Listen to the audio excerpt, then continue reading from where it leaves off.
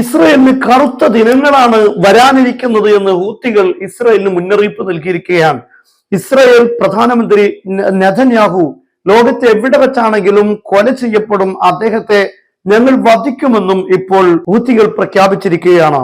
കഴിഞ്ഞ വ്യാഴാഴ്ച അതിശക്തമായ വ്യോമാക്രമണം ഇസ്രായേൽ യമനിന്റെ തലസ്ഥാനമായ സൻഅയിൽ നടത്തിയിരുന്നു. ഈ ആക്രമണത്തിൽ ഹൂത്തികളുടെ പ്രധാനപ്പെട്ട നേതാക്കൾ, പ്രത്യേകിച്ച് പ്രധാനമന്ത്രി അടക്കമുള്ള പല മന്ത്രിമാരും വധിക്കപ്പെട്ടു. പലർക്കും ഗുരുതരമായ പരിക്കുകളേൽക്കുകയും ചെയ്തിട്ടുണ്ട്.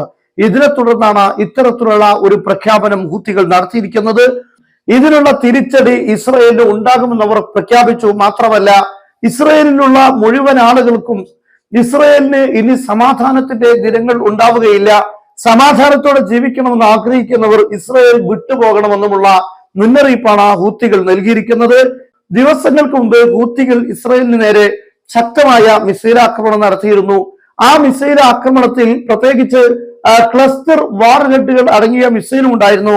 ഇത് വലിയ രീതിയിൽ ഇസ്രയേലിനെ പ്രകോപിപ്പിച്ചിട്ടുണ്ട്. കാരണം ഇത് 12 ദിവസം നീണ്ടുനിന്ന ഇറാൻ ഇസ്രയേൽ യുദ്ധത്തിൽ ഇറാൻ ഇസ്രയേലിന് നേരെ ഉപയോഗിച്ച അതേ മിസൈൽ തന്നെയാണ് എന്നാണ് ഇസ്രയേൽ ഇതിനെക്കുറിച്ച് പരാമർശിച്ചിരിക്കുന്നത്. എന്നാൽ വംശഹത്യ നടത്തിക്കൊണ്ടിരിക്കുന്ന, കുട്ടികളെ കൊന്നുകൊണ്ടിരിക്കുന്ന, അധിനിവേശം നടത്തിക്കൊണ്ടിരിക്കുന്ന ഒരു സൈന്യത്തിന് ആയുധം നൽകാമെങ്കിൽ ഇറാന്റെ ആയുധം ഞങ്ങളുടെ കയ്യിലുണ്ടാകുന്നതിൽ എന്താണ് അപകടം, തെറ്റി എന്നാണ് ഹൂത്തികൾ ചോദിച്ചിരിക്കുന്നത്. മാത്രമല്ല, ഇനിയുള്ള ദിവസങ്ങളിൽ ചെങ്കടലിലൂടെ ഇസ്രയേലിനെ സപ്പോർട്ട് ചെയ്യുന്ന ഒരു കപ്പലുകളും നീങ്ങുകയില്ല എന്ന് കൃത്യമായി ഹൂത്തികൾ പറഞ്ഞിട്ടുണ്ട്.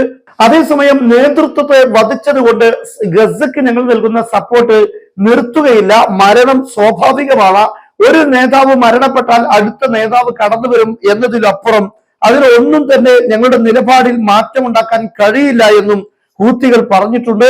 ഗസയിലെ സമാനമായ രീതി തന്നെയായിരിക്കും യമനിലും ഉണ്ടാവുക. കാരണം ഗസയിലെ പല നേതാക്കളെയും അവർ വധിച്ചിട്ടുണ്ട്, ഹമാസിന്റെ നേതൃത്വത്തെ വധിച്ചിട്ടുണ്ട്.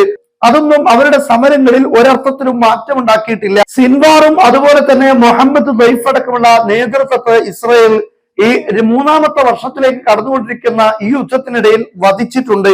പക്ഷെ അതൊന്നും ഗസയിലെ സമര രീതികളിൽ ഒരു മാറ്റവും ഉണ്ടാക്കിയിട്ടില്ല.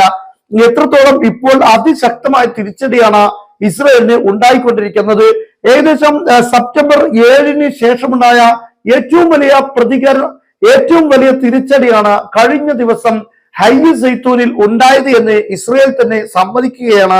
ഇപ്പോൾ ഓരോ ദിവസവും പ്രതിരോധത്തിൽ നിന്നപ്പുറം കടന്നാക്രമണത്തിലേക്ക് ഹമാസ് നീങ്ങിയതോടുകൂടെയാണ് ഇസ്രയേലിന് ഏറെ വലിയ പ്രതിസന്ധി ഗസയിൽ ഉണ്ടാക്കിയിരിക്കുന്നത്. യഥാർത്ഥത്തിൽ നേതൃത്വത്തെ വധിച്ചതിലൂടെ ഇവിടെയൊന്നും നിലപാടുകൾക്ക് മാറ്റമുണ്ടായില്ലെന്ന് മാത്രമല്ല, അവരുടെ സമര വീര്യത്തെ ചോർത്തിക്കളയാനും ഇതിന് സാധിച്ചിട്ടില്ല. അതിശക്തമായ പ്രതിരോധമാണ് ഇപ്പോഴും ഗസയിലുള്ളത്.